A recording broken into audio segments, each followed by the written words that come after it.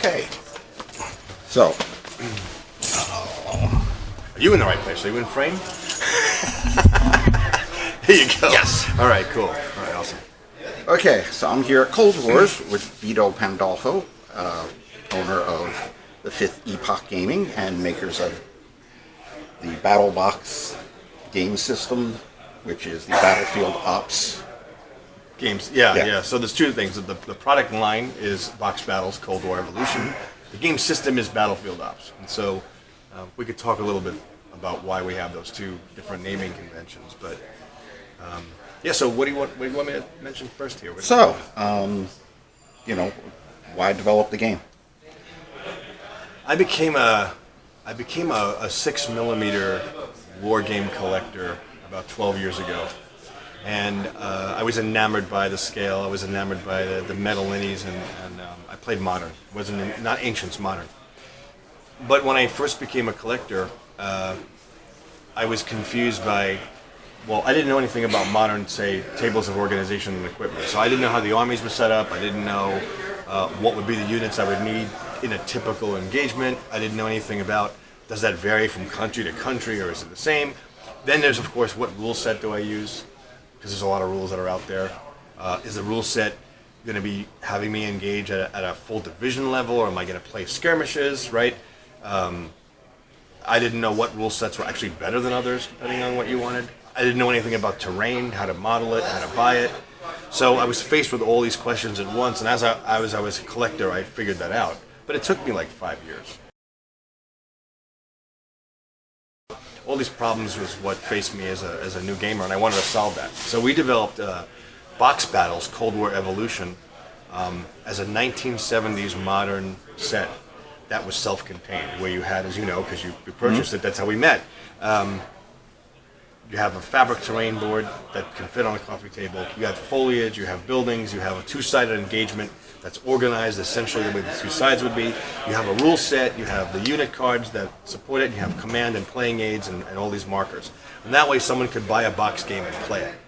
And so that was the original concept. So there were two things. That name of that product is Box Battles Cold War Evolution, but the game system that it uses is called the Battlefield Ops system, which now experienced gamers have become interested in. So that's the newer phenomenon in what we're doing. Now, there comes the Joe Johnson question, right? Because you came to us and you said, I already have minis, I buy the game, but I already have minis, I like the rules, okay? So you were probably one of the first people, I think, to do that, and that was about a year and a half ago. Since, though, a lot of collectors, people who have already had 6mm, and we already met some this morning, who've come and say, well, I already own 2,000 minis, I already own 3,000 minis, I really don't want to buy more minis, but I'm really looking for a specific rule set.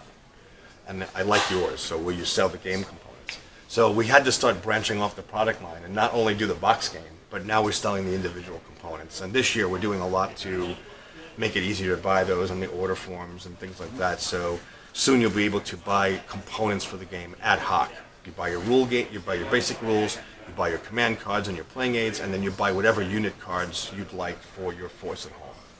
So that's the new direction of the game. And then, so then it's no longer a box battle set anymore, is it? Now it's the Battlefield Ops system that's being sold in multiple components. So we're doing a little bit of rebranding in that case. But if any of you are watching it, just know you can get the components individually.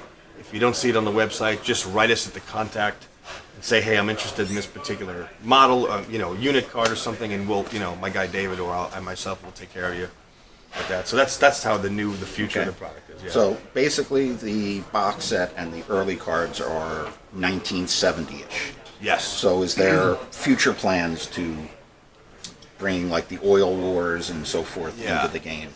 Yeah. Interestingly enough, I named it Cold War Evolution because that was the whole idea, was to evolve your game table. What happens if we play in 1972? Well, what happens if we play in 1978? There's some different vehicles. So we're going to be doing unit cards into the early 80s and mid 80s because that's when the battlefield really changes for both the Russian side, the Warsaw Pact side, and for NATO side. We're going to be doing that. Excuse me. And we've also had some recent requests to devolve it backward into the 60s as well. So I have some people interested in now some 1960s era stuff, which is also interesting because you get into Vietnam, and it's something I know you're also interested in some of that. So we're going to be dialing the clock forward and backward on our unit cards. And we probably will not do anything past 2000, honestly, because the weapon systems are so advanced and meant for engaging at such long distances that we're no longer really playing a one-to-one skirmish table engagement. We're now interested in a strategic game, which is a different kind of game system than what we have. We are going to have in expansion rules ways to do strategic movement off-board, and then you come to the play table to have the engagement. So you're playing basically like a double blind. You and I played a double blind where we had a map of part of Europe. Each of us had a map, and then you would move your forces, I would move mine. We would match them up to see which one's engaged, and guess what? That was the battle. It had nothing to do with points or whether it was an optimal battle or not, right? It just that was the battle that happened. So we would then move over to the actual board and play the actual combat. So we will have that in some of the rule sets coming out, so that players can do that at home and say, oh, we have a, I want to play a long-term campaign, but I want to play it as a series of small battles. That's what our game system is good for, right? Doing it in that regard. And that's what we're going to be doing in the future, too. So along with that timeline evolution and de-evolution of units in the 80s and early 90s and units in the 60s, we're going to be having some of that strategic stuff. And we also have requests for World War II.